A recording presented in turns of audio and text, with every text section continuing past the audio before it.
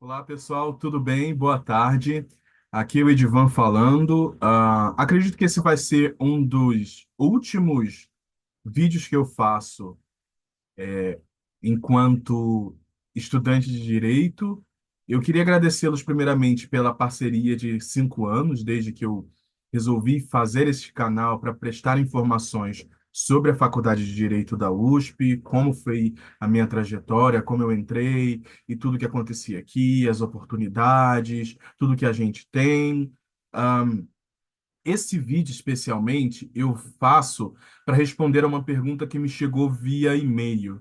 E eu acho que é uma pergunta muito pertinente e a gente vai esclarecer também, né? A gente já aproveita para esclarecer muitas questões que às vezes perturbam o coração de muitas pessoas periféricas, pessoas baixa renda, enfim. Eu vou ler a pergunta que me chegou por e-mail e aí depois eu começo o processo de resposta, tudo bem?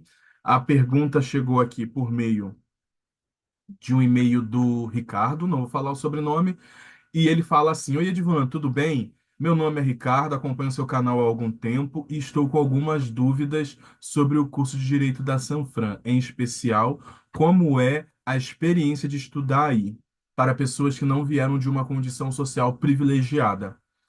Eu também sou filho de pais pobres, o primeiro a ter um curso superior na família, e hoje, aos 38 anos, trabalho com TI.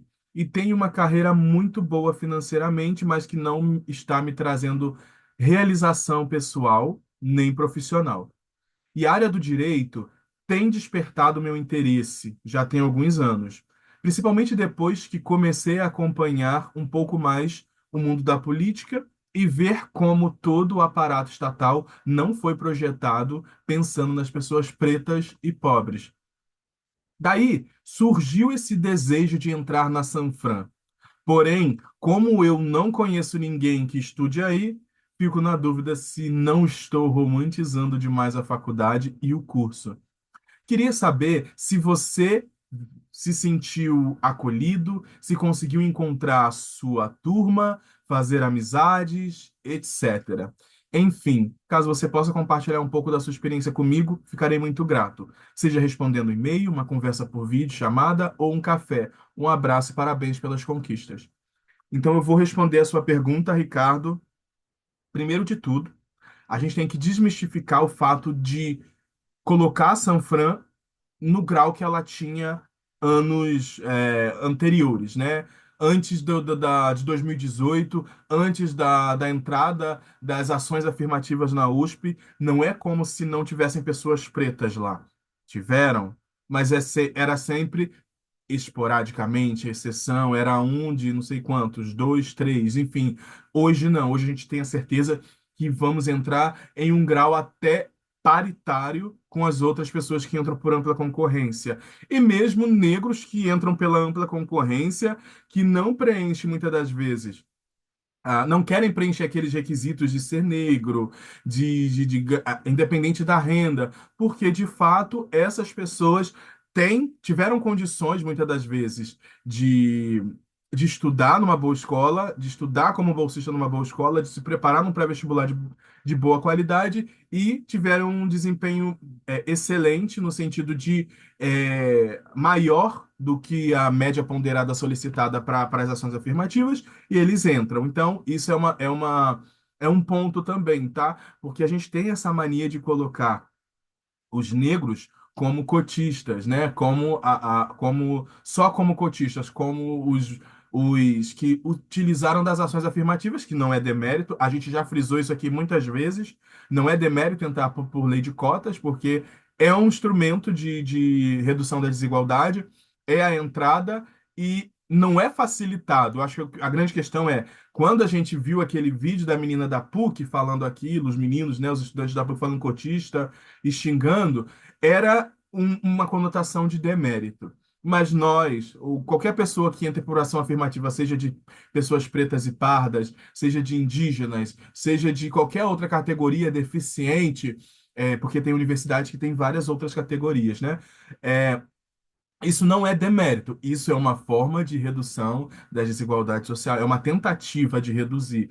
E quando a gente vê pessoas negras entrando assim, não tem que ter achar que é demérito que entrou, ou se não entrou, porque já aconteceu, ou se não entrou por ações afirmativas, não precisa ficar se distanciando, como se fosse uma lepra, né? Ah, eu não entrei por ação afirmativa, eu fui ampla concorrência, whatever, não interessa.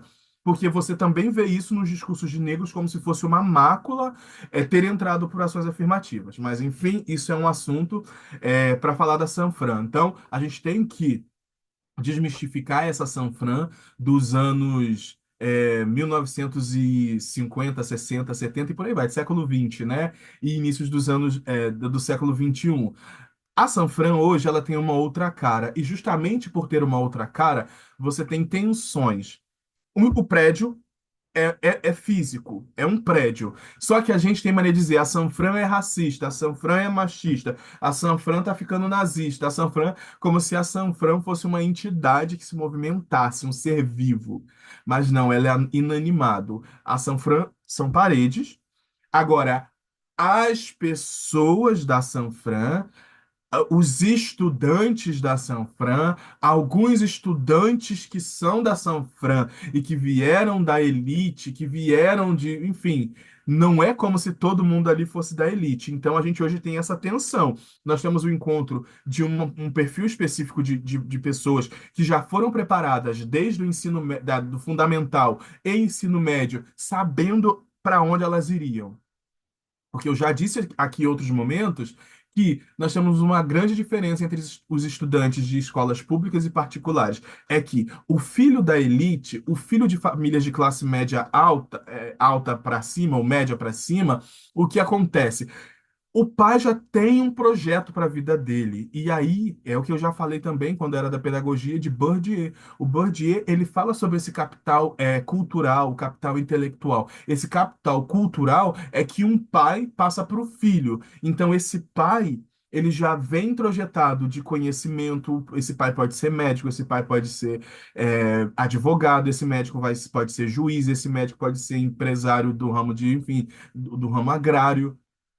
Então, essas pessoas, elas já têm um saber, elas já têm uma profissão e elas já sabem como se movimentar pela sociedade. Então, elas já vão induzir, conduzir essa criança no sentido de o que elas querem para a vida. Você vai estudar no colégio X, você vai estudar no ensino médio nesse colégio, ou você vai para uma instituição federal de qualidade. E ele fala para essa criança desde sempre: você vai entrar na USP, você vai fazer ITA, você. Então é isso. Nós temos esse perfil de pessoas que já estão programadas para entrarem para esse lugar que pertenceu à elite. Olha, eu não conjuguei erroneamente. Pertenceu. O fato de nós estarmos ali hoje junto com elas não significa que nós somos estrangeiros. Nós não somos os externos. Nós não somos o elemento estranho. Não. Pertenceu a essa elite durante um período e agora as portas se abriram para um outro determinado público que também tem o direito de estar ali e também fez o processo seletivo como estes, tá? Não é, eu já falei aqui muitas vezes, não é como se fossem na favela, na comunidade, num bairro pobre, fosse debaixo da marquise e falasse assim: "Oi, homem negro, oi, mulher negra, vem cá, nós temos vagas para você na USP, de graça. Você não vai precisar fazer nada." As pessoas dão essa conotação para as ações. Ah, pelo menos, né, o outro não passou porque é cotista. Pelo menos o outro passou por mérito, pela inteligência. Pessoas que entram por ações afirmativas também passam por mérito. Passam porque fazem uma prova que não é fácil, uma prova que nivela o conhecimento dessas pessoas, tá? Só para ficar claro, porque a gente vê mesmo esses alunos ricos, bem abastados, fazendo esse tipo de comentário, que é o que aconteceu com o pessoal da PUC. O pessoal da PUC diz o quê? Cotista, filho, não sei o quê. Pobre, pobre. Então, você tem esse monte de pessoas que disseminam esse senso comum de que negro entra facilitado na instituição, mas não. Se você não atingir a média 770 tu não entra. Não adianta você ter 500, não adianta você ter 600. Se a nota de corte lá tá 720, 730, 750, se não tiver com base no que você estudou, que você se dedicou, você não entra, entendeu? Assim como se o cara que pagou, que o pai pagou escola 12 anos da vida dele, projetou, trabalhou para que o filho fosse bem-sucedido e entrasse na medicina USP, no direito USP, na engenharia USP, não interessa. Se o pai trabalhou nele, investiu nele todo esse tempo, com escolas particulares, com professores particulares, com pré-vestibular, cursinho, e esse cara ele não entra porque a média de custo é 880, tem 40 vagas. Ele não entra e depois ele fica jogando as frustrações dele por não ter feito o mínimo que era ter passado e ele fica jogando como se o cotista tivesse tirado a vaga dele, ele não fez o que ele deveria ter feito, porque na verdade eram 40 vagas, ele ficou na posição 1050. A culpa não é do cotista, porque o cotista do outro lado também tem as vagas para ele, e se ele não ficar dentro do quadro, se tem 30 vagas, ele fica em 700, a culpa não é de ninguém. A culpa é de um sistema que não tem vaga suficiente para todo mundo. Por isso que precisa haver a peneira. Eu sempre falo que a USP, o vestibular da FUVEST, o Enem, é uma peneira social, não tem vaga para todo mundo. Você tem 230 vagas, 230 mil vagas, 250, e você tem 5 milhões de candidatos. Então é isso. Enfim, dando essa introdução sobre a entrada das pessoas na USP, então você entra na Sanfran e você tem agora a realidade de vários grupos, né? Você tem a realidade de um primeiro grupo que provém da elite, o outro que vem das camadas mais baixas da sociedade, estudar em escolas públicas, estudar em escolas particulares mas com bolsas, e esses grupos se encontram.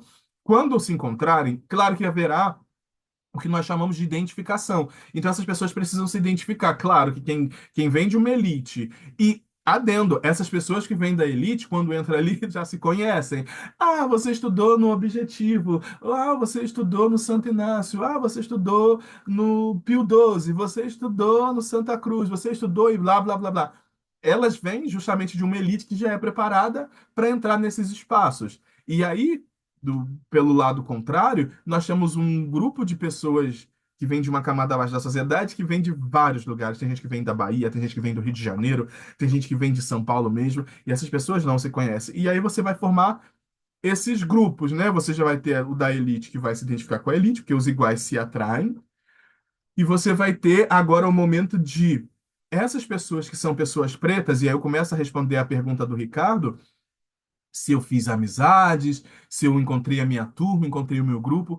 Então você vai começar a depender da forma como você age, a depender da forma como você pertence ao espaço, a forma como você se identifica, se reconhece no espaço, aí que você vai começar a formar o seu grupo, porque aí você vai ter identificação a determinado grupo ali de direitos dos negros, direitos da LGBT, a turma ali que quer ir para o centro acadêmico. Olha, tem um grupo de estudos aqui que abriu vagas e é um grupo de estudos na área de mercado de capitais que eu quero trabalhar, que é de direito tributário.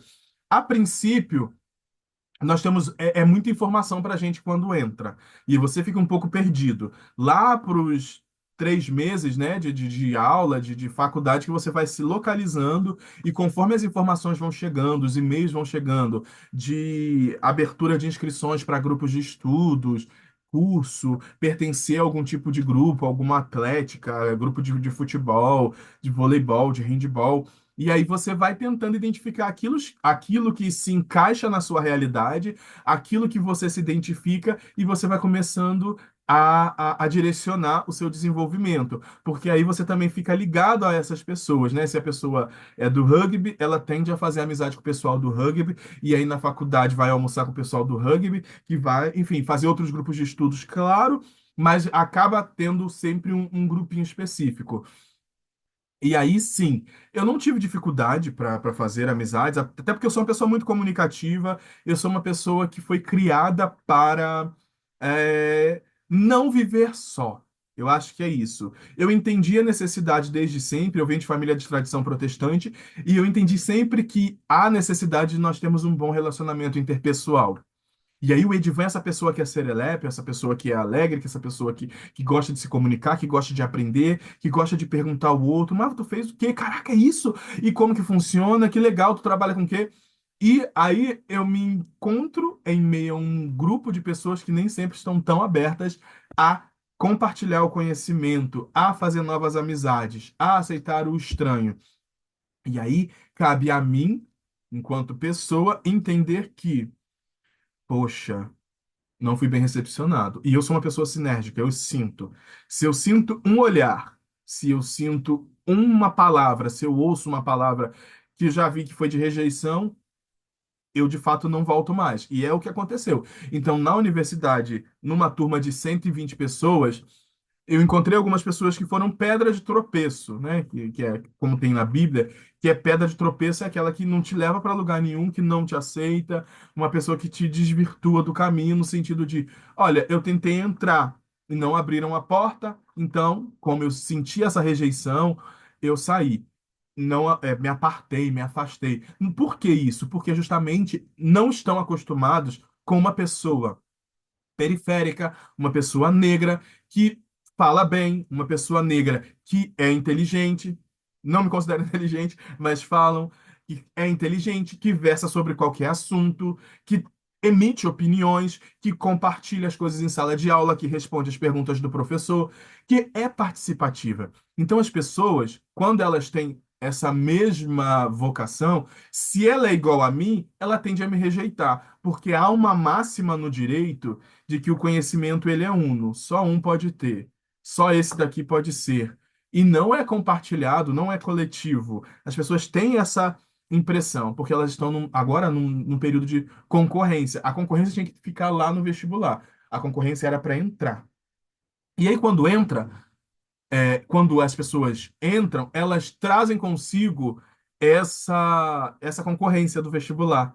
E agora é a concorrência na profissão, como se nós fôssemos inimigos, como se nós fôssemos concorrentes um do outro a uma vaga de alguma coisa. E nós nem sabíamos, às vezes eu quero ser juiz, não vou nem fazer é, processo seletivo para o vestibular, não vou nem, sabe? Então elas entendem que, poxa, ele está sabendo muito, que chato, ele sabe mais que eu. Ou, poxa, caramba, ele sabe bastante, que legal. Então você tem duas máximas, das pessoas que vêm e te elogiam pelo seu conhecimento. Caramba, gostei dessa posição sua em sala de aula, de fato faz sentido.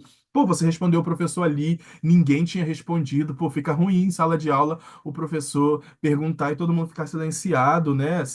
Ficar em silêncio porque não, ou não sabe responder, ou porque tem vergonha, ou porque não querem responder. Então a gente tem isso dentro da universidade.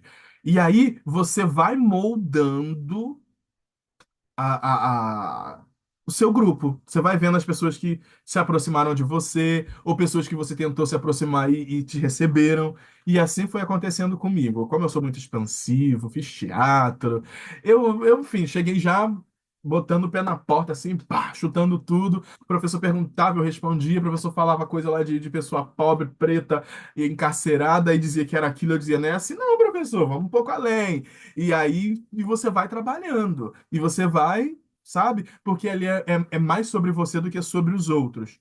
É mais sobre quem você quer ser, qual o seu objetivo na profissão, entrando numa faculdade de direito, qual é o seu objetivo. Então é isso. Eu entrei com um objetivo e eu não vou desviar, não vou destoar disso. Eu entrei com as minhas aspirações e A não gosta de mim, B não gosta de mim, C gosta de mim, enfim. Se gosta, vem e soma. Se não gosta, vida que segue. Me afeta porque eu sou sinérgico? Sim. Mas, 5 anos depois, here I am. Eu estou aqui, eu me formei, fiz meu intercâmbio, fiz meus grupos de estudos, participei em projetos internacionais. Não interessa, fiz. Me olharam atravessado? Olharam. Mas quem olhou atravessado era rico, é herdeiro, tinha um carro SUV, tinha casa na praia, tinha casa de campo, tinha. Tinha gente negro que também olhava atravessado? Tem. Eu acho que é essa aqui o que mais me dói dentro desses 5 anos. E o que eu queria dizer para os próximos que vão entrar é que não tenham a síndrome do único negro. Não tenham essa síndrome de achar que porque um outro negro tá ali e o negro fala bem, eu vou até fazer cara de que, ele fala bem, nossa, ele tem um porte, nossa, ele tem conhecimento, nossa, ele fala idiomas, nossa, ele é um negro metido. Não reproduzam esse discurso do branco, que era um discurso de rejeição, quando a pessoa. Porque elas colocam os negros num lugar. Negro é o ajudante de pedreiro, negro é o porteiro, negro é o segurança, negro é a empregada doméstica. E aí, quando não te veem neste lugar, eles tendem a te apartar, porque eles não querem te aceitar nessa nova ordem social. Peraí, mas era para você ser isso, você tá sendo aquilo? Ah, mas você é muito metido. Nossa, ele é muito metido. Nossa, eu não gosto dele porque ele se acha. Então aí, muitas pessoas pretas vão reproduzir esse discurso. Na grande maioria, porque, gente, elas vêm de lugar que ouviram isso.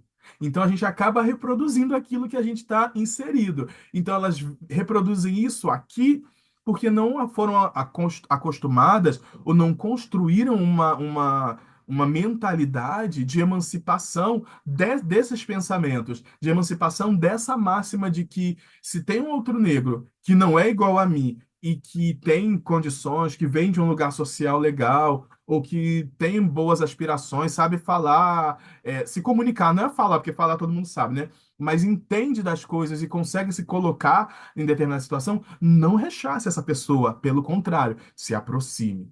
E fale, e aí, cara, pô, tu entende demais. Poxa, eu queria bater um papo sobre isso. O que tal, tal, tal. Porque a gente precisa. O aprendizado ele é coletivizado. O saber, ele não é uno, como eu disse lá. O saber, mesmo para a gente do direito, ele não pode morrer aqui, ficar aqui. Porque aí, se essa pessoa morre, o saber morre com ela. Muitos profissionais têm essa mentalidade até hoje. Quando a gente entra nos estágios, tem advogado que não quer ensinar, tem advogado que não quer passar a tarefa, tem advogado que não quer passar o conhecimento, ou quer passar para um perfil específico de estudantes, né? E aí, enfim, não vou falar sobre isso. E essa máxima a gente também tem que trazer para quando a gente encontra pessoas negras que não vêm da mesma realidade que a gente. Por exemplo, eu venho de uma realidade, eu sou um negro do Rio de Janeiro. A minha realidade foi, a minha tia me dizia, Edivan, você pode. Eu fui morar com a minha tia, ela dizia, você só vai estudar. Aqui você só tem obrigação de estudar, tá bom? Aí eu só estudava. Então eu tive a possibilidade de ler, de fazer teatro, de fazer artes, de fazer um monte de coisa que me cresceu, que me fez com que eu crescesse enquanto pessoa na sociedade, para poder discursar, falar sobre qualquer coisa. Agora vai vir um outro negro que não teve essa mesma aspiração, que não teve essa mesma oportunidade, que foi muito mais sofrido, a despeito de sermos pobres também, mas que a realidade de pobreza dele, de escassez dele, foi diferente da minha. Então esse cara ele vai chegar aqui, ele vem incutido, como eu falei, daquele saber, né, de que, mas se o outro tem, ele é metido. Então esse cara chega e aí eu tô aqui, e aí eu tenho que aproximá-lo. Tem um amigo meu aqui na faculdade que eu sempre falo para ele, sempre falei, a gente sempre discutiu isso sobre a síndrome do único negro, de achar que se você está num estágio, você é o único negro e tem um monte de gente branca, aí entra um outro negro, você começa a digladiar-se com ele, achando que ele é seu inimigo. Peraí, você tá só ali. Você já é excluído por estar sozinho. Porque tem outros brancos ali que nem sempre, né? Mas a grande maioria é assim, gente. Não adianta a gente dizer que não é mentira, porque tem sim. O direito é um lugar elitista, o direito é um lugar que exclui, o direito é um lugar que gosta de manter as aparências e as mazelas. E eles não fazem questão de omitir isso. É um lugar de interesses. Se você tem, seja bem-vindo, o que que eu posso aproveitar? E aí, se essa pessoa entra, você já está lá e você é negro, e esse outro negro chega, ele tem que ter o seu suporte, porque ele já vai entrar como um patinho feio. Ele já vai entrar meio, né? Meio não, ele vai já entrar totalmente deslocado. E aí, se ele entra e você já olha ele com esse olhar de reprovação, de ameaça, como se ele fosse tomar o seu cargo, o negócio vai desandar, porque vai desandar para você, que não necessariamente você vai ser efetivado, não necessariamente você vai ser bem-quisto pela sua equipe. E aí esse cara vai chegar e você tem que apoiá-lo. Até mesmo porque você, já estando ali com alguma experiência, você já passou por coisas que podem ensinar ele, olha, evita isso daqui. Ó, essa parte aqui de tal área, de tal coisa, é isso. Então já ajuda. Pelo menos eu acho que é essa mente coletivizada que as pessoas negras deveriam ter, que eu não vi. Na Sanfran nós temos coletivos negros, né? Nós temos o Quilomboché, nós temos grupos específicos para estudos de pautas negras, nós temos o centro acadêmico, nós temos a Casa do Estudante de Direito, e tem variados negros, pessoas com diversos pensamentos que vêm de diversas realidades. E não necessariamente os negros precisam se abraçar, ou pelo menos eles deveriam, né? Sentir a dororidade, né? Que fala que se fala, né? Hoje no meio. Então, não sei se foi Conceição Evaristo, dororidade, não sei. Tem uma delas, de uma dessas feministas negras que escreveu o conceito de dororidade. Então, é nesse momento de dor o outro compreender, ou né, dor, no caso de pessoas pretas, pobres, pode ser branca, parda, enfim, mas esse momento de dor, se você é periférico, da gente se apoiar. Não se associar ao agente agressor, não se associar ao agente opressor, porque muitos também se bandeiam para lá como uma forma de ficar no escudo. E aí você rejeita tudo aquilo que é igual a você, mas que você não quer fazer parte. Então, a minha realidade na Sanfran foi sentir que pessoas me rejeitaram, me refutaram, senti, mas faz parte, porque nem todo mundo quer que uma pessoa que é bem esclarecida das coisas, que tem conhecimento, continue brilhando, continue ascendendo, porque a ascensão só pode para elas, porque a ascensão só pode para eles, que a vida já foi desenhada, que o pai já está, tracejou tudinho, e quando chega lá, ele não, às vezes só passou no vestibular, porque ele não tem conhecimento sei lá, não sabe partilhar dentro de sala de aula, não sabe conversar com o professor, não sabe responder, ou não quer, não tem interesse, que essa é a grande verdade. Tem muita gente ali que entra e não tá nem aí para a universidade, vai fazer 10 mil coisas, só aparece para a prova. E aí, cada um faz da vida o que quer. Mas eu, Edivan, não tenho essa opção. Então, o meu tem que ser, eu tenho que ser 10 vezes melhor. É aquela máxima que a gente já repete, chega a ser até chato ficar falando isso. Ah, você tem que ser 10 vezes melhor que o aluno branco. Porque você é isso, é aquilo outro. Isso é uma verdade, tá? E aí, justamente por você ser 10 vezes melhor, vem o ônus, né? Nossa, ele é metido. Caramba, esse cara fala muito bem, ele quer aparecer em sala de aula, né? Ou, nossa, tudo ele é o sabichão, ou ele é o palestra. Não necessariamente. Tem uma grande diferença entre ser palestra, palestra é aquele que interrompe o professor em todo momento, que quer mostrar conhecimento, e o professor já respondeu falou uma coisa que é óbvia, e ele repete o que o professor falou. Outra coisa é o professor fazer uma pergunta e você, professor, eu entendo que é isso daqui, né? Até porque. E aí você vai fazendo. é, o que nós chamamos de uma ligação interdisciplinar, né? A interdisciplinariedade. Você está numa disciplina de contratos internacionais, você faz uma conexão com direito de outra área, com direito civil. E aí você fala, não, até porque, professor, lá na parte do direito ambiental, que fala lá sobre os prejuízos, sabe? Então, tem uma grande diferença entre ser palestra e você contribuir com a aula quando aquele professor dá permissão, porque ainda tem isso. Tem professor que ele é monótono, a aula dele é todinha só ele falando, e tem professor que é mais participativo, que ele quer que as pessoas participem. Então, eu tendo muito a participar em sala de aula quando eu sinto que o professor dá essa abertura. Caso não, uma ou outra levanta, professor, fica meio confuso. Poderia repetir tal parte? É o máximo. E então é isso, Ricardo. Fazer amizade vai depender muito de você. As pessoas do noturno tendem a ser muito mais empáticas com o outro, porque são pessoas muitas das vezes muito mais de maior idade, como você já tem, e pessoas que já têm uma graduação.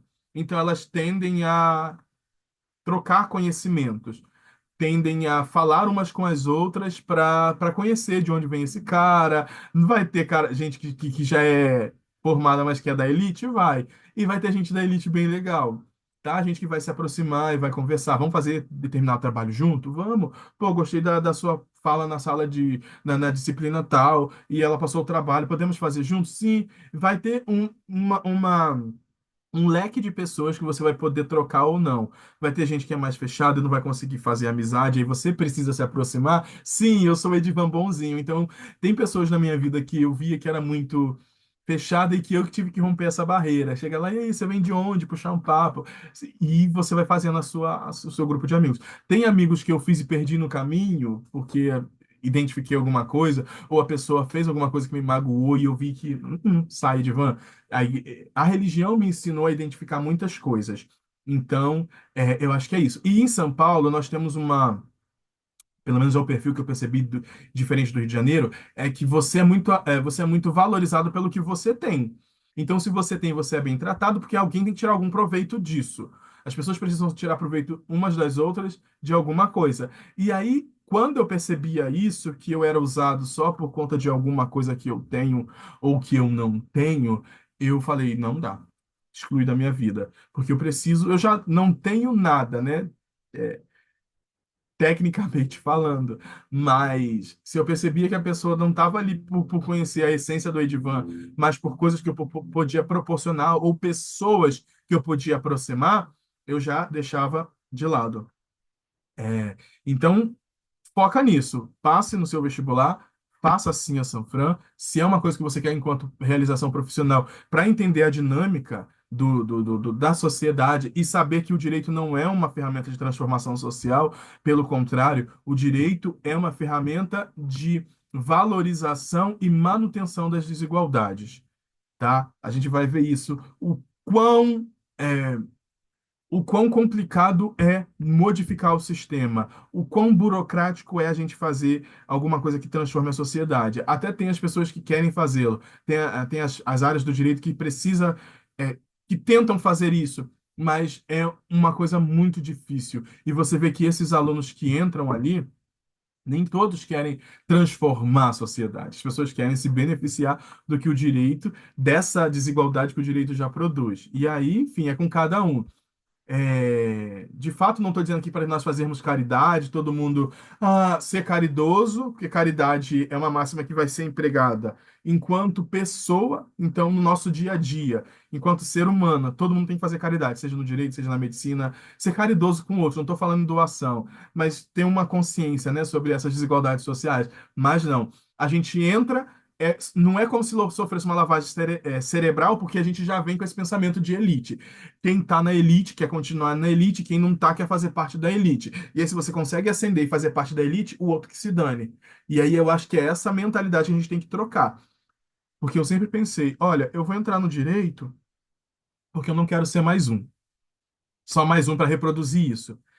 E aí, quando você vai fazer um estágio, que você compartilha isso, você não é bem visto, você não é bem quisto, porque o seu modus operandi tem que ser esse, de ascensão social a todo custo. E aí você vê que o cara, ele tá reproduzindo o que aconteceu com ele. É um mau advogado que não quer ensinar o estagiário direito. É um advogado que só vai fazer trabalho com o estagiário X porque ele é filho de desembargador. Com o estagiário isso porque ele é filho de um grande empresário que pode se tornar cliente. Então, você tem essas máximas que quem tem a mente mais aberta, ela vai perceber. E é claro que tem lugares que você vai entrar e, poxa, que legal, tô aprendendo aqui, o pessoal é tranquilo, estão focados em me ensinar, e eu tô focado também em aprender. Então é aquilo, você vai ter que identificar quando chegar o momento, se for essa parte do direito que você quer, de ir para escritório e de, enfim. E você entender que você vai ter que identificar aquele momento. Olha, esse lugar é muito legal, eu vou ficar. Esse lugar não é legal, eu vou sair enquanto há tempo, tá?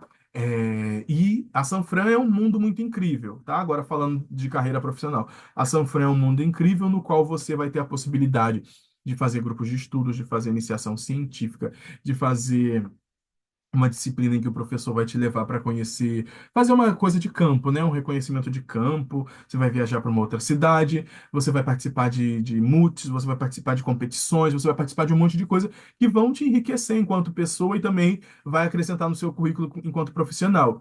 E vai facilitar a sua entrada no mestrado e doutorado, caso você queira ser professor, caso você queira fazer, né, e para essa parte mais acadêmica. Essa é a Sanfran, e aí a gente vai ter, cara, uma outra coisa que é mais complicada ali, que é a mentalidade dos professores. Então, tem professor ali que estudaram ali, que vieram da elite, de fato, eram mini pessoas ricas, sempre foram. O pai estudou, o avô estudou, eles entraram ali, eles estão ali, e eles falam para essa elite que eles esperam e que eles fizeram parte. Então você vai ouvir muitos discursos lá de xenofobia, não. A gente já teve xenofobia, né? Mas no cenário de entrevista. de um professor ou professora dando essa entrevista. Mas eu acho que esse discurso de aporofobia, no sentido de, nossa, vamos supor que teve uma fala que foi, ó, hoje em dia todo mundo pode abrir um CNPJ. Pior, até a minha empregada pode abrir um CNPJ e virar microempreendedora. Então você tem esses discursos que são minuciosinhos assim, sabe? Que são bem soft, que você identifica ali, olha lá, o elitismo como ele se manifesta. E infelizmente é isso. Ou você aceita isso e fica calado, ou você ouve isso, contesta, para que isso ocasione mudança, ou você ouve isso e denuncia, ou você ouve isso e vai lá para uma ouvidoria e fala. É isso. Então você vai ter uma miríade, né, como a gente diz, você vai ter uma gama de coisas, de situações que estão acontecendo ao mesmo tempo e você tem que sobreviver a isso. É opressor? É, mas você tem que resistir a isso. Alguns resistem no sentido de fazer psicologia ou, sei lá, ir para um grupo de estudos que discute essas coisas e propõe mudanças. Outros só abstraem. Outros se isolam, aí só entra, assiste aula, faz a prova, vai embora, não se envolve com ninguém, porque a mente dele está lá fora, não está preocupado com agora, não está preocupado com como transformar. Muitos querem transformar o agora, o hoje, desde 2018 para cá, para poder, os que virão no futuro chegarem num lugar mais tranquilo. E a Sanfran está mudando justamente por isso, tá?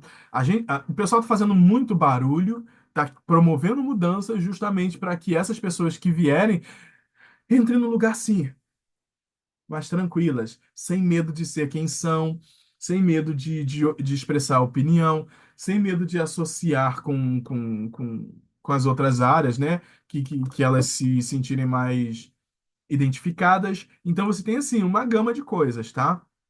Eu saio mesmo Edivan que eu entrei na Sanfran? Jamais. Eu saio um Edivan muito mais forte, um Edivan com um currículo muito forte. E também cresci enquanto pessoa, porque eu também deixei a minha marca naquela universidade, conversando, falando, expondo as minhas opiniões, refutando algum argumento de algum professor que eu não concordava, mas, claro, refutando de uma forma, claro, que não posso ser agressivo, porque senão eu reforço aquele pensamento lá, o senso comum de que negro é agressivo, negro é isso, é aquilo. Não, professor, eu sempre mantinha muita essa calma, eu passava uma tranquilidade, uma cadência na voz na hora de falar. Ah, professor, bom, se eu bem entendi, é isso, aquilo. Eu penso que a gente poderia ir um pouco além, até porque, então você tem todo um código, né, uma ferramenta comportamental. E aí vai depender muito, né, de como você começa a se moldar. Não é que eu me moldasse para estar nesse espaço, eu sempre fui assim. Eu só tive a possibilidade, na verdade, né? Eu tive a felicidade de preencher esse perfil que, de fato, é o perfil pomposo que ali exige. E que teoricamente exige, mas tem gente ali que misericórdia. Enfim. Então, cara. Siga nesse seu projeto, faça a sua faculdade, vá lá, acrescente o conhecimento que você tem da sua área que você já trabalha, das coisas políticas, como você falou no e-mail que você tem estudado sobre política, você tem estudado sobre as coisas sociais. Vai lá, acrescenta, porque o conhecimento ele é coletivo, ele é construtivo. E isso vai somar muito para quem você quer ser no futuro. Se você quer continuar ali fazendo uma pesquisa de iniciação científica, então você coloca isso daí que você já tem em relação à política, cola com algum professor que seja dessa área vertente, né, do direito do Estado, e aí você começa a já construir a sua carreira acadêmica, vai fazer o mestrado, vai fazer o doutorado, vai fazer um intercâmbio, sabe? Eu acho que é sobre isso. A gente não tem que ficar agora tecendo ou criando teorias de, ai, mas eu não me encaixo, mas é elite, mas eu não sei o quê, mas é opressiva. Não, a Sanfran tá ali, parada, é prédio. Agora, as pessoas são opressoras. Vão ter pessoas opressoras, vão ter pessoas abertas, vão ter pessoas que vão mudar a opinião enquanto mundo, né? Porque elas não vieram da nossa realidade. Depois que você falar, que foi o que aconteceu com diversas pessoas, diversas não, né? Mas uma ou duas pessoas que eu emiti alguma opinião de professor, né? E também de pessoas embaixo, né? Os alunos que estão no mesmo grau que a gente, né? Na mesma posição enquanto estudante. Então é isso, você não tem que ter medo de se arriscar e de ir lá para transformar, até porque eu já disse, quem faz a sua carreira é você. Se você quiser entrar na São Franco, cursar os 5 anos sem fazer nada, sem fazer estágio, sem fazer grupo de estudo, sem fazer não sei o quê, você vai conseguir. Você vai ter o diploma e vai embora. Vai fazer o que você quiser depois, concurso, vai só pendurar o diploma, vai abrir seu escritório se passar na OAB. Mas vai ter, cara, muita coisa ali no meio do caminho que você vai sendo costurado e vai acrescentando no que você já tem, tá bom? Hoje, o Edivan sai como da Sanfran? O Edivan sai advogado, como a minha avó falou, eu ainda vou te ver um doutor advogado. O Edivan sai advogado, o Edivan sai com o diploma bonitinho, o Edivan vai sair com o diploma francês, cursando já as duas últimas disciplinas já do diploma. O Edivan sai com o intercâmbio para a França, o Edivan sai com a OAB bonitinha, passou na OAB na primeira e segunda fase de primeira. O Edivan sai estando num escritório de advocacia, na área que ele queria, numa área que as pessoas gostam dele, que as pessoas não se importam em ensinar, numa área em que o Edivan fica com medo, porque lembra que ele é sinérgico? O Edivan, ele tem medo de errar, e quando ele erra, ele acha que todo mundo vai rejeitá-lo, e aí quando ele erra, a pessoa nesse escritório vai lá e fala, não, é assim mesmo, isso daí você vai aprender, e você vai errar até quando estiver lá como tal, como pleno, que faz parte. Agora vamos entender o processo que é assim, assim, assim, assado. Então eu estou num lugar que eu estou muito satisfeito, com uma chefe incrível. E aí só falta agora me formar, dar o trâmite na OAB para entrar como advogado. Advogado júnior, que era o que eu sempre pretendi, que era o que eu sonhei lá em 2020, quando eu entrei, e vocês viram aqui no YouTube o meu vídeo chorando, porque eu venho de uma realidade que era de escassez, e se dependesse dessas pessoas da elite, dessas pessoas que têm tudo na vida, dessas pessoas que entram na Sanfran e acham que a gente tem que ser o chofer e acham que a gente tem que ser o entregador de iFood delas, que a gente tem que ser a empregada doméstica, que a gente tem que ser o limpador da piscina. Esse é o pensamento. E o Edvan, nasceu numa realidade que tendia a isso, condicionada a isso. Mas o Edvan, por uma, sei lá, uma obra da natureza, sempre questionou isso. Não foi da natureza, não, foi da minha mãe, que sempre me disse assim: você vai estudar, hein? Você vai para a escola, hein? Sabe por quê? Porque você quer ficar limpando banheiro privada, suja de madame? Era isso a realidade que ela falava para os 5 filhos. Nós todos tivemos esse ensinamento lá. 4 tiveram o mesmo ensinamento que eu, mas no meio do caminho, por intempéries que a gente sabe, né? Por intempéries que a gente sabe que são também da estrutura, abandonaram o estudo. Uma terminou, mas teve filhos. Então, você sabe que ser homem também tem muito mais facilidade do que ser mulher, mulher que vem de periferia, que ganha filha, precisa trabalhar, enfim. Então, o Edivan ouviu aquilo que a mãe falou, estudava. Minha mãe é analfabeta, tem esse adendo. Minha mãe é analfabeta, nunca estudou, sempre empregada doméstica, mas todo dia chegava em casa, pegava meu caderno e falava: O que está escrito aqui? E eu tinha que ler. E mesmo sendo analfabeta, não sabendo ela, que letra feia é essa? Que letra feia é essa, Divan? Essa era a forma dela ensinar, essa era a forma dela dizer, ou o que a gente diz de capital cultural, né? O pai que tem dinheiro, que é engenheiro, que é médico, ele induz o filho bonitinho. Olha, isso aqui é tal coisa. Você vai ser isso. A minha mãe não tinha essa experiência, esse capital cultural. Mas ela me dizia, ó, que letra feia é essa? Vai fazer uma letra melhor. O que está escrito aqui? Lê isso daí para mim. Então, essa era a forma dela de ensinar, de passar. Foi fácil? Não foi? Minha mãe foi uma pessoa agressiva em determinados momentos, sim, mas foi a forma como ela foi ensinada e foi a forma como muitas coisas aconteceram na vida. Depende muito de família para família. Tem gente que vem de um lar que o pai nunca bateu, tem gente que vem de um lar que o pai espancava, tem gente que vem de um lar que ele teve que ir embora e morar com outras pessoas. Eu vim de lá que a mãe batia, quando tinha motivo, claro, que não era amorosa, não era, mas sabia agradar quando precisava no sentido de em datas comemorativas fazia tudo para agradar os filhos. E aí quando a minha tia vem para o interior e ela diz: "Quer morar comigo?" Eu vou, quero. E chegando lá na região metropolitana do Rio de Janeiro, o que ela diz: "Olha, aqui você só tem a obrigação de estudar, tá bom?" Poxa, eu ganhei o meu mundo. Meus primos também só estudavam, ninguém trabalhava. sabe? Claro, ajudava o meu tio, né, esporadicamente, quando ele fazia obras, ele era pedreiro e segurança, né? Ele era segurança, mas estava desempregado, então ele fazia bicos de pedreiro e eu ia ajudar ele a bater massa, sabe? Na minha infância, antes de ir para eles, trabalhei em borracharia, trabalhei em hortifruti, trabalhei em oficina mecânica, catei latinha com meu irmão, não nego isso, não tenho vergonha. E eu acho que esse conhecimento que eu tenho hoje do mundo, da vida, essa idade, essa mentalidade, que parece uma mentalidade de um senhor de 40, 50 anos, é um pouco disso também, dessas mazelas que eu estive submetidos, né? Submetido e que eu tive que contornar. Então, fiz tanta coisa que eu quero que o mundo seja melhor para que outras pessoas não estejam submetidas a isso que eu passei.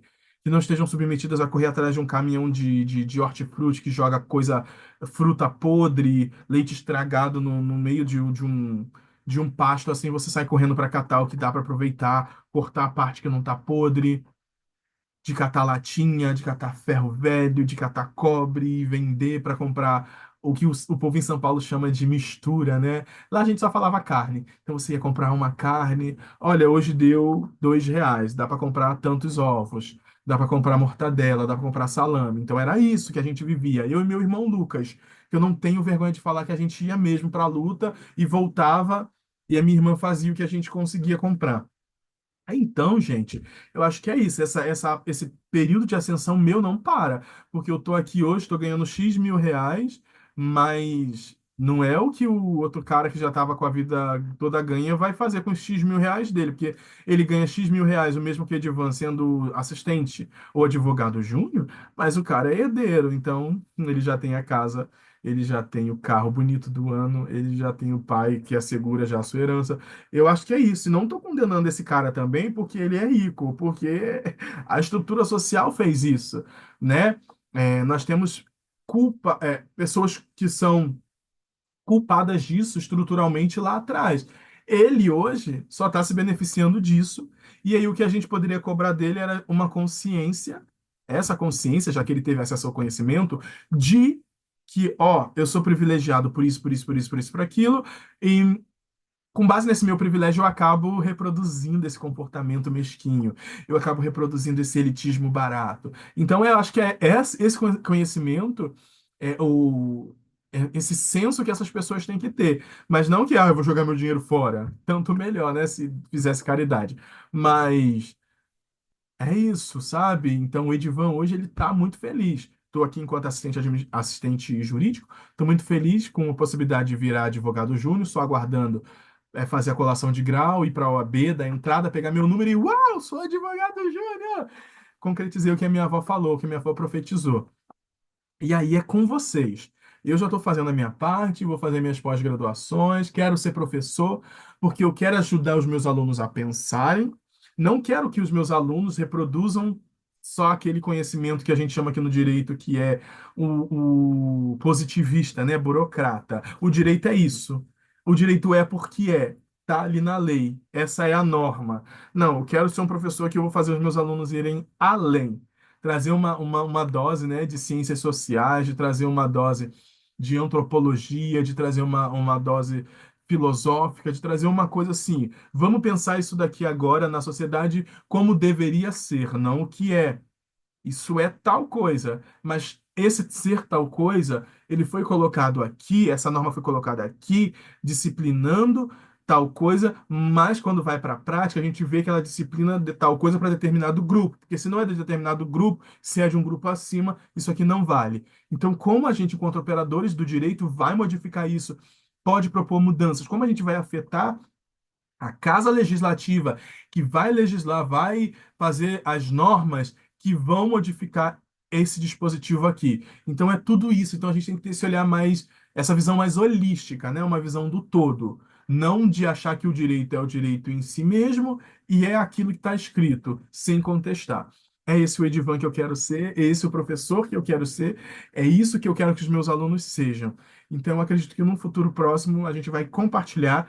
Quem sabe a gente vai se encontrar pela vida profissional, pela vida acadêmica, e a gente vai trocar e vamos sentar, tomar um chocolate, tomar um café, tomar qualquer coisa e falar sobre a vida. E se estamos vindo de um mesmo lugar e os nossos pensamentos, as nossas visões do mundo convergem, tanto melhor. Muito legal. Se ela diverge, melhor ainda. Não, melhor ainda não, né? Mas a gente vai sentar e conversar, né, sobre o que aconteceu. Por como a gente pode fazer para ficar melhor. O que? Aí eu entendi que a gente vem de lugares diferentes e as nossas mentalidades são distintas. E vão divergir. Mas a gente precisa dizer qual é o certo. Não qual é o certo de nós dois, mas qual é o dever ser. Apesar de divergir, tem um dever ser. Apesar de divergir, tem que ser de uma forma aplicada para todos, sem distinção se é rico, se é pobre, se é negro, se é branco, se é gay, se é hétero, sabe? Se é alto, se é baixo. Em que momento, dentro desse contrato social que a gente fez, a gente começou a dar privilégios? A gente começou a excluir. A gente começou a segregar. A gente começou a colocar as pessoas de fora. A gente começou a incluir as pessoas. E aí a gente vai começar a ter uma sociedade melhor. É o que grande parte das pessoas querem? Não. Mas eu acho que aqueles poucos que contestam isso tendem a ser profissionais muito completos. E eu acho que é isso que eu quero ser. Como eu falei para vocês, eu entrei no direito e disse, eu não quero ser mais um. Já percebi que quando eu falo, às vezes tem pessoas que viram o olho, ou é porque elas vêm aquele lugar que eu falei para você, que é o lugar que elas já foram projetadas. Tá lá com o sobrenome dela italiano, tá lá com o sobrenome dela alemão, e ela acha que ela é alemã. Ou até seja, porque vai que tem dupla nacionalidade. E aí era como se é como se elas pertencessem a uma classe distinta. Como se ela não fosse brasileira, como se ela não fosse, enfim, disso daqui, como se as decisões não fossem afetar o dia a dia dela, como se as decisões, sabe? Então eles começam a segregar nesse sentido. Os iguais se reconhecem e os desiguais a gente afasta. Não seja esse tipo de pessoa. Acredito que grande parte do meu público aqui não é esse tipo de pessoa. Vão se defrontar com esse tipo de pessoa e vocês precisam resistir. Não te aceitaram? Ok, fica ali fazendo o seu. Você tem o seu projeto. Você sabe o que você quer ser. Você sabe aonde você quer chegar. Resista, é uma coisa que eu também gosto de falar. Resista até onde for possível. Se você entender, se você perceber que isso está te afetando mentalmente, sai, corre, antes de você parar no meio do caminho. Porque aí é isso que grande parte das vezes é isso que eles fazem. Eles perturbam a gente, eles excluem, eles oprimem, e aí a gente acaba tendo uma carga assim emocional, mental, psicológica tão forte que abandona a faculdade, que deixa de pertencer, de fazer aquele estágio e sai daquele estágio, não quer ir para nenhum outro achando que vai ser assim. Mas não, a gente precisa tentar encontrar esse lugar que a gente vai ser bem acolhido, que o nosso conhecimento vai ser bem-vindo. E é isso que eu quero dizer para vocês, que no fim desses 5 anos, eu entrei para um lugar que fui muito bem-vindo, gosto da dinâmica com as pessoas, que leva os meus temores de outros lugares. As pessoas falam, Ed, para, aqui não é assim, larga isso para lá. Isso aí já passou, infelizmente aconteceu, mas aqui é diferente. Não fique com medo de falar que você não sabe. Não fique com medo de dizer tal coisa. Não fique achando que você é menos. Então, cara.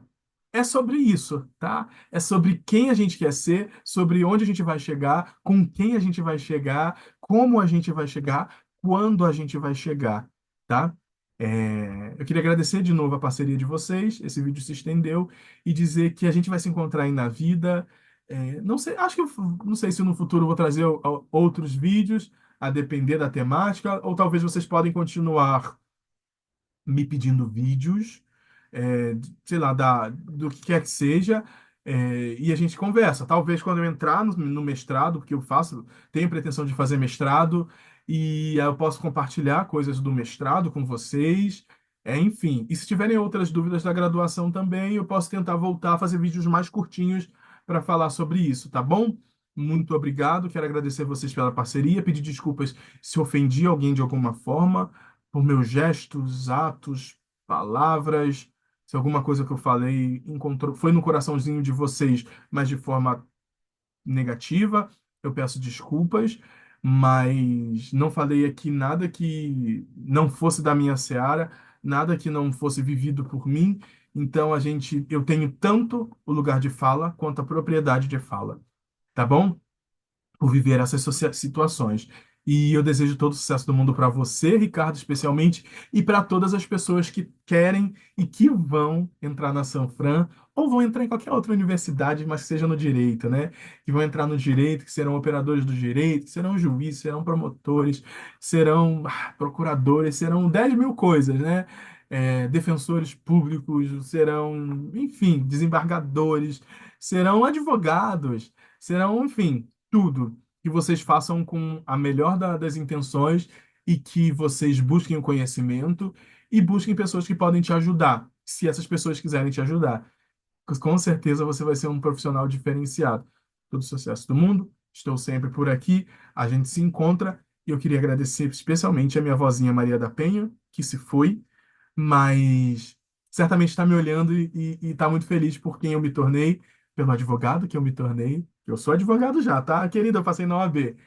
Pelo advogado que eu me tornei e pelo advogado que eu me tornarei, pelo profissional, porque eu buscarei sempre estar em contato com a verdade, estar em contato com ajudar as pessoas e fazer sempre o melhor, não só para mim profissionalmente enquanto um objetivo de ascensão, mas também enquanto um cidadão melhor, né? De ajudar, de fazer caridade, de fazer o pro bono quando possível e, e ser um profissional incrível. Eu acho que é isso que eu espero para mim.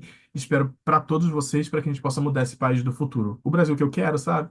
O Brasil que eu quero. Então, o Brasil que eu quero é um Brasil em que eu entre na universidade e não encontre uma professora Eunice, uma professora preta, a única professora da Faculdade de Direito da USP, de uma realidade de, sei lá, 300 professores.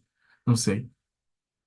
Não é esse Brasil que eu quero. O Brasil que eu quero para mim é um Brasil em que eu entro numa sala de aula, numa universidade, e a gente tenha um grau de paridade com professores pretos, com professores trans, com professores de toda a realidade. Professor estrangeiro, tá? Sem xenofobia, com professor que veio de uma realidade pobre, professor que veio de uma realidade rica, de um professor que lança um debate lá e convida todos os alunos para sentarem e poderem colocar as diferenças na mesa e saberem como a gente vai propor mudanças. Então é esse o exemplo de universidade que eu quero. E de profissionais que saiam dessas universidades e não fiquem ali, que é outra coisa que eu condeno na Sanfran, de você fazer graduação, mestrado, doutorado e querer voltar como professor da Sanfran. E aí você encapsula esse conhecimento só ali, esse modelo de ensino só ali. Eu quero um mundo em que eu me forme na Sanfran como graduação, pós-graduação, mestrado, doutorado, e vá para uma outra instituição e leve essa excelência. Essa excelência acadêmica que eu tive aqui, eu vou levar para uma universidade particular. Não estou falando de ir para Mackenzie, estou falando de ir para PUC, de ir para GV porque já é o normal. E que bom que acontece, mas também de que você vá para uma outra universidade menos prestigiada e que leve esse conhecimento, essa qualidade. Porque lembra que é aquele projeto de formar os alunos, não é sobre a instituição, é sobre o profissional que você está formando. Se os alunos se identificarem com você, poxa, eu quero ser igual a esse professor, aqueles que querem, opa, vão para o seu lado. Aqueles que não querem, vão fazer como os mesmos aqui da Sanfran. Eles vão entrar, fazer a prova, ir embora, não vão questionar, não vão fazer nada. Eles querem o diploma, eles querem, sei lá, fazer um concurso, qualquer que seja, tá bom? E não é demérito, é da vontade deles. Eles podem fazer isso. É uma liberdade individual, é uma faculdade deles. E aí, cabe a gente, enquanto pessoas, também buscar esse ser diferenciado, né? É isso, pessoal. Fiquem bem. Até logo e muito sucesso. Agradeço pela parceria de vocês de 5 anos, tá bom? Um beijo e a gente se encontra. Tchau, tchau.